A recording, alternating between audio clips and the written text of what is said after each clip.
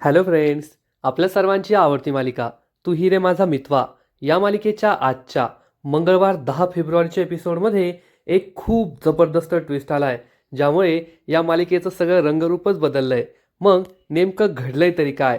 तर फ्रेंड्स, सुप्रियाने वल्लरीला पकडलंय. भर रस्त्यामध्ये सुप्रियाला वल्लरी दिसली आणि मग सुप्रिया ही वल्लरीजवळ गेली, तिचा हात पकडला आणि तिला जाब विचारला, तू तीच आहे ना जिने माझ्या आयुष्याचं वाटोळ केलंय आणि आज तुझ्यामुळेच माझ्या मुलीचा संसार सुद्धा धोक्यात आहे. आणि या दोघींची भर रस्त्यात चांगलीच हाणामारी होते, चांगलीच झटापट होते आणि शेवटी वल्लरी ही सुप्रियाला जोरात धक्का देते आणि तेथून पळून जाते. पण सुप्रिया हे लगेचच ईश्वरी आणि अर्णवला तिथे बोलावून घेते आणि त्यांना सांगते, आत्ताच मला ती बाई दिसलीये ज्या बाईमुळे अर्णवच्या आईला आत्महत्या करावी लागली होती. त्यामुळे अर्णव आणि ईश्वरीला सुद्धा जबर धक्का बसलाय. म्हणजे आता लवकरच वल्लरी ही सुप्रिया समोर येणार आहे आणि वल्लरीच्या पापांचा घडा भरलाय एवढं मात्र नक्की. मग हे सगळं घडलं तरी कसं, हे जाणून घेण्यासाठी हा व्हिडिओ शेवटपर्यंत नक्की पहा. फ्रेंड्स, आजच्या एपिसोडच्या सुरुवातीलाच ईश्वरीने अर्णवला एक प्रश्न विचारलेला असतो, सर आपल्या नात्याचं काय? तेव्हा अर्णव एक शब्दही बोलत नाही, तो विचार करू लागतो. ईश्वरी त्याला म्हणते, सर तुम्ही आकाश सर आणि नमुताईच्या लग्नाचा विचार करताय, त्यांच्या प्रेमाला तुम्ही सपोर्ट केलाय, पण आपल्या नात्यामध्ये प्रेम असेल की नाही, आपल्या नात्याबद्दल तुमचा काय विचार आहे आता? तर अर्णव हा ईश्वरीला ठणकावून सांगतो, मी तुला आधीसुद्धा सांगितलंय, आपल्या नात्यामध्ये कोणतंही प्रेम नसेल, आपलं नातं हे लवलेस असेल आणि माझ्याकडून तू प्रेमाची कोणतीही अपेक्षा ठेवू नको. हे ऐकून ईश्वरीला खूप वाईट वाटतं. ईश्वरी अर्णवला विचारते, सर जर माझी आई निर्दोष सिद्ध झाली तर मला आपल्या नात्यात प्रेम मिळेल का? तेव्हा अर्णव हा ईश्वरीकडे पाहून मान हलवतो. त्यामुळे ईश्वरीला खूप आनंद होतो. अर्णव तेथून काही न बोलता निघून जातो. ईश्वरी खूप खुश होते आणि म्हणते, सर हम भी इंदौर से है आणि लवकरच मी माझ्या आईला निर्दोष सिद्ध करणार आणि तुमचं प्रेम मिळूनच राहणार. आपली लव्ह स्टोरी ना ही जगात भारी असेल. असा विचार करून ईश्वरी खूप खुश होते आणि मग तिचा स्वयंपाक बनवू लागते.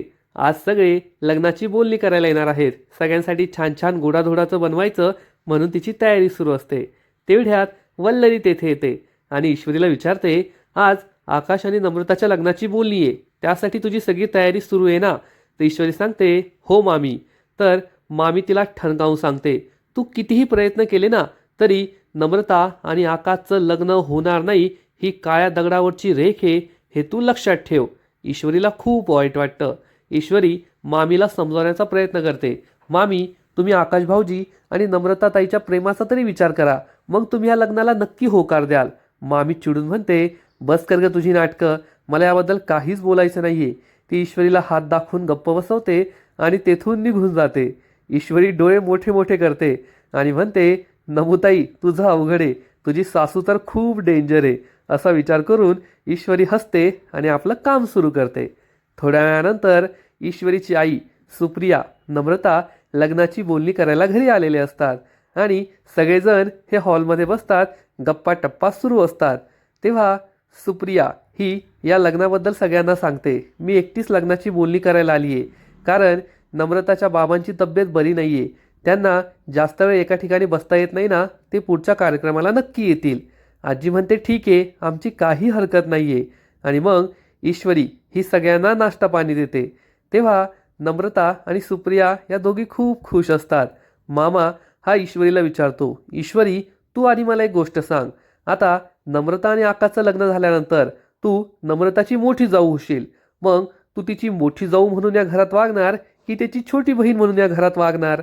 तर ईश्वरी सांगते, मला तर नेहमी माझ्या नमुताईची छोटी बहीण म्हणूनच येथे राहायचंय, मी त्यांची मोठी जाऊ म्हणून कधीच वागणार नाही. तर अर्णव लगेच म्हणतो, ईश्वरीला नेहमी लहानच राहायचंय, कधी मोठंच व्हायचं नाहीये. सगळेजण हसू लागतात. तर सुप्रिया खूप खुश होते, या दोघांचं नातं आता पुन्हा एकदा आधीसारखं व्हायला लागलंय. तर नम्रता ही ईश्वरीला म्हणते, मला माहिती आहे ना, ही ईशू ना कधीच माझी मोठी जाऊ म्हणून वागणार नाही, कारण तिला नेहमी लहान बनवून माझ्याकडून लाड करून घ्यायचे. ईश्वरी आणि नम्रता दोघीही हसू लागतात.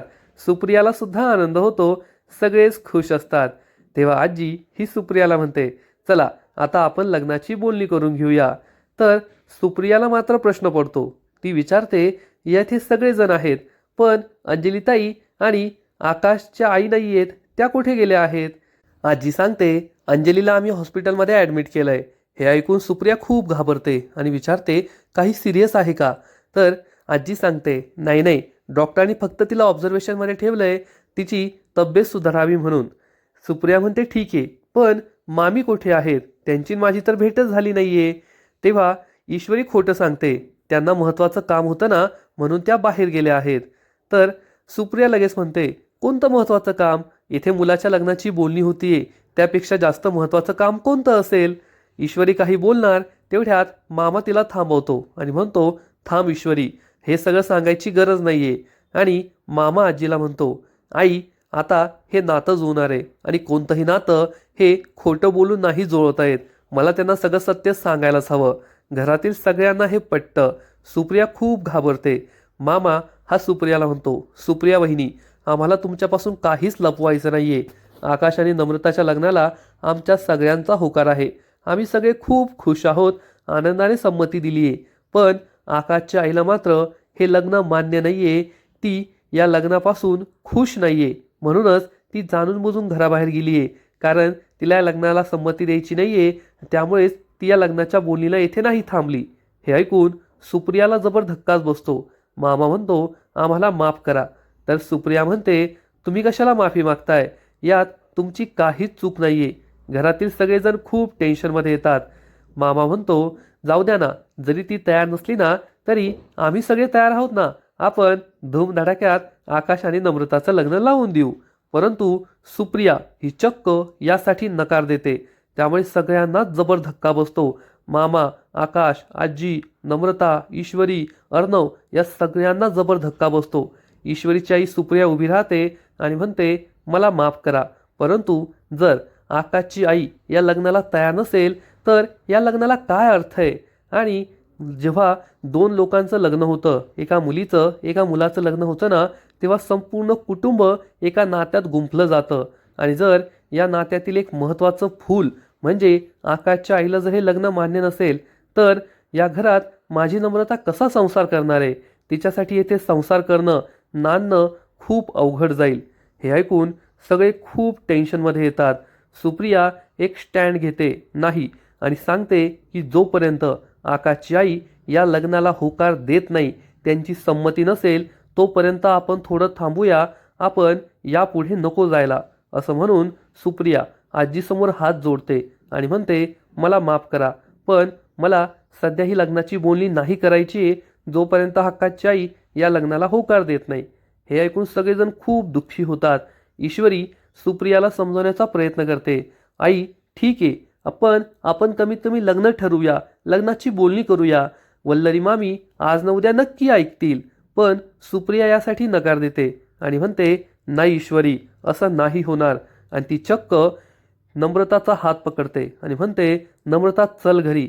नम्रताची घरी जाण्याची इच्छा नसते, पण सुप्रिया तिचा हात पकडून तिला जबरदस्तीने घराबाहेर घेऊन जाते.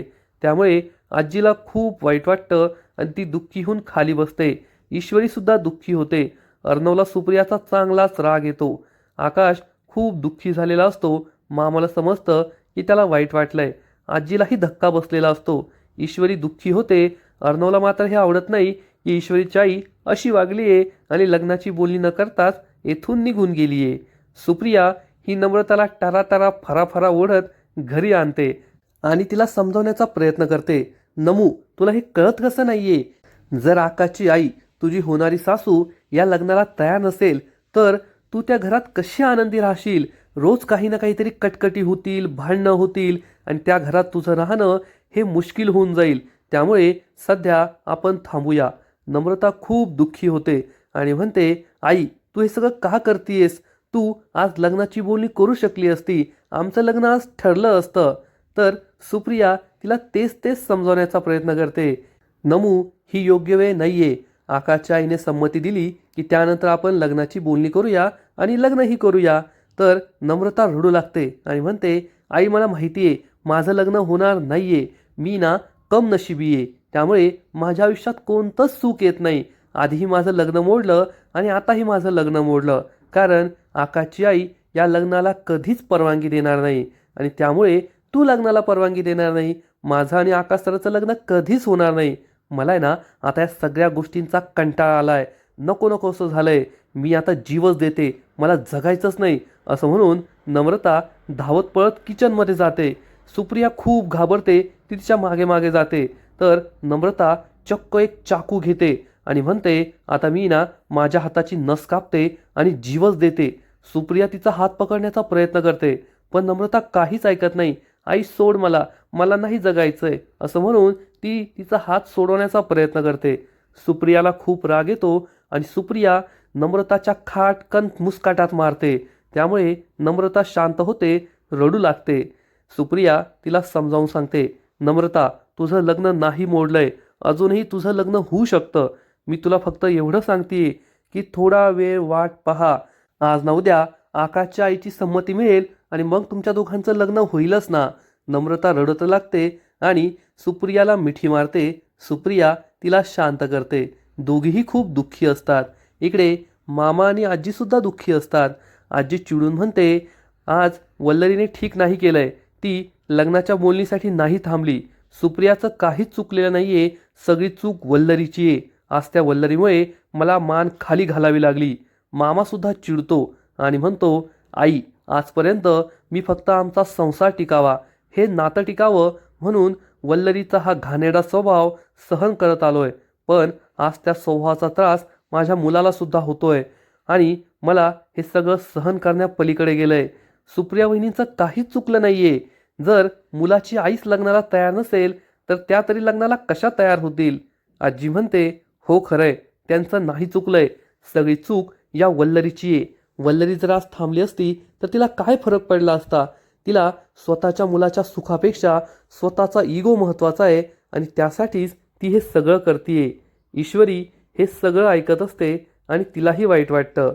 आता आकाश आणि नम्रताच्या लग्नाचं काय करायचं हाच प्रश्न आजी आणि मामाला पडतो. त्यामुळे ईश्वरीसुद्धा खूप टेन्शनमध्ये येते की या दोघांचं लग्न आज जमलं असतं पण वल्लरीमुळे ते नाही होऊ शकलं. तर इकडे सुप्रिया नम्रताच्या बाबांजवळ येते आणि त्यांना सांगते की मी आज लग्नाची बोलणी करण्यासाठी आकाशच्या घरी गेले होते पण तेथे आकाशची आई नव्हती आणि मला कळलं की आकाशच्या आईची या लग्नाला संमती नाहीये. त्यांना नम्रता आवडत नाही आणि त्या घरात सुद्धा नव्हत्या. म्हणून मी सुद्धा या लग्नाला नकार दिला आणि जोपर्यंत आकाशच्या आईची संमती मिळत नाही तोपर्यंत लग्न करायचं नाही असं त्यांना सांगितलं. हे ऐकून बाबांना आश्चर्य वाटतं. सुप्रिया त्यांना विचारते, तुम्हीच मला सांगा, माझं काही चुकलं का? तुम्हीच मला सांगा, जर आकाशच्या आईची या लग्नाला संमती नसेल तर नम्रता त्या घरात सुखाचा संसार कसा करेल? ती कशी खुश राहील? रोज घरात काहीतरी भांडणं होतील, कटकटी होतील आणि नम्रताचं आयुष्य हे नर्क होईल, नर्क. आजकालच्या मुलांना असं वाटतं की लग्न म्हणजे फक्त नवरा आणि बायको, पण तसं नाहीये ना. लग्न म्हणजे दोन कुटुंब एकत्र येतात आणि त्यातल्या त्यात मुलीला एका नव्या कुटुंबात जायचं असतं. तिच्या नवऱ्याचं तिच्यावर कितीही प्रेम असलं तरी घरातील सगळ्यांचा सपोर्ट असणं खूप महत्त्वाचं आहे. तेव्हाच ते नातं टिकतं, फुलतं, सुखाचं होतं. आणि नम्रताला हेच कळत नाहीये. जर तिच्या सासूचा तिच्यावर राग असेल, तिच्या सासूला हे लग्न मान्य नसेल तर त्यांचं लग्न कसं होऊ शकतं? त्यांचा सुखाचा संसार कसा होऊ शकतो? बाबांना कळतं सुप्रिया खूप टेन्शनमध्ये आहे. बाबा 2-4 वेळेस डोळे मिचकवतात आणि तिला शांत व्हायला सांगतात. तेव्हा सुप्रिया म्हणते, अहो मी कशी शांत होऊ? नम्रताला माझा हा डिसिजन आवडलेला नाहीये. तुम्हाला काय सांगू, नम्रताने घरी आल्यावर आत्महत्या करण्याचा प्रयत्न केला. ती काहीच ऐकायला तयार नाहीये. बाबांना मोठा धक्काच बसतो. सुप्रिया त्यांना सांगते, आधीच अर्णव आणि ईश्वरीच्या संसाराचं काय सुरू आहे ते तुम्हाला माहिती आहे आणि आता नम्रताबरोबर सुद्धा जर तेच झालं, नम्रता आणि आकाशचा संसार नाही सुखाचा झाला तर आपण कसे सुखी राहणार? आपल्याला घास तरी गोड लागेल का? तेव्हा बाबा हे नम्रताला शांत करतात आणि आपला हात हलवतात. नम्रता त्यांचा हाताला आधार देते. बाबा तिला आपल्या डोळ्यांनी समजून सांगतात. बाबांची ही डोळ्यांची भाषा फक्त सुप्रियाला समजते आणि ते आपल्या डोळ्यांनी तिला इशारा करतात, तू या लग्नाला होकार दे, लग्नाला संमती दे. हे ऐकून सुप्रियाला मोठा धक्काच बसतो. सुप्रिया विचारते, खरंच तुम्हाला असं वाटतंय का मी या लग्नाला होकार द्यावा? बाबा पुन्हा एकदा डोळे मिचकवतात. त्यामुळे सुप्रिया ही नाईलाजाने का होईना या लग्नासाठी तयार होते. म्हणजे आता मामीच्या संमतीसाठी थांबण्याची तिची कोणतीही इच्छा राहिली नाहीये. बाबांनी सांगितल्यानंतर ती या लग्नासाठी तयार झालीये. तिने होकार दिलाय. तर इकडे अर्णवच्या घरी सगळेजण संध्याकाळचा चहा पित असतात. तेव्हा आजी खूप चिडलेली असते आणि म्हणते, आज जे काही वल्लरी वागली आहे ना, ते मला आवडलेलं नाहीये. आकाश म्हणतो, हो खरंय, मॉम जर थांबली असती तर काय फरक पडला असता. तिला माझं सुख पाहवलंच जात नाहीये. मामा चिडून म्हणतो, हो आकाश, तुझी आई ना नेहमीच असं वागते. तिला स्वतःच्या मुलाच्या सुखापेक्षा स्वतःचा इगो महत्त्वाचा आहे, स्वतःची इच्छा महत्त्वाची आहे. आजी म्हणते, पण आता मी हे सगळं चालू देणार नाहीये. अजून किती दिवस हे सहन करायचं.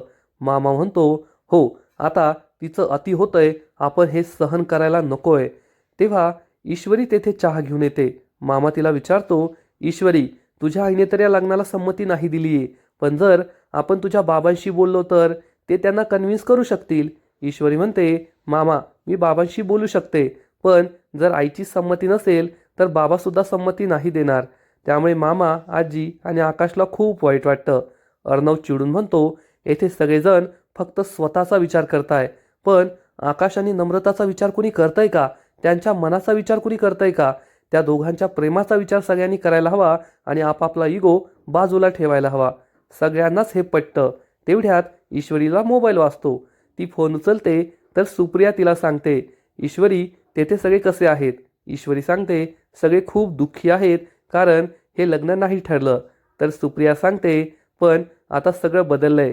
सगळ्यांना सांग, मी या लग्नाला तयार आहे. तुझ्या बाबांनी सुद्धा या लग्नाला होकार दिलाय.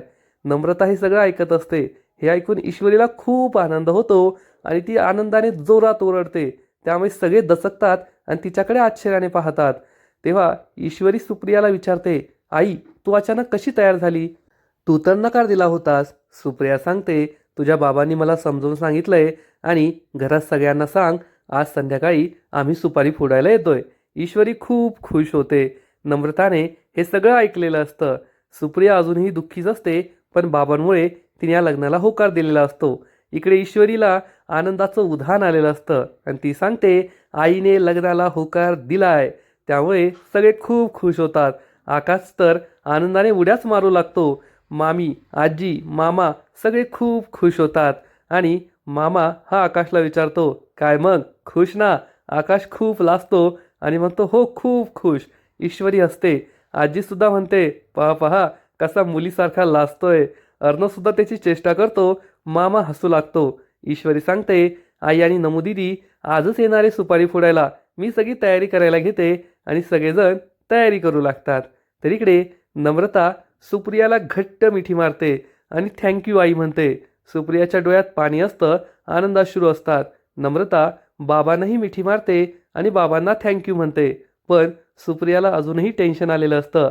बाबांमुळे मी या लग्नाला होकार दिलाय, पण पुढे नम्रताचं काय होईल हाच प्रश्न तिला पडतो. आणि मग थोड्या वेळानंतर संध्याकाळी नम्रता, सुप्रिया हे सगळे अर्णवच्या घरी पोहोचतात आणि मामा सुपारी फोडतो आणि सुपारी फोडून सुपारीचा कार्यक्रम होतो. म्हणजेच आकाश आणि नम्रताचं लग्न फिक्स होतं.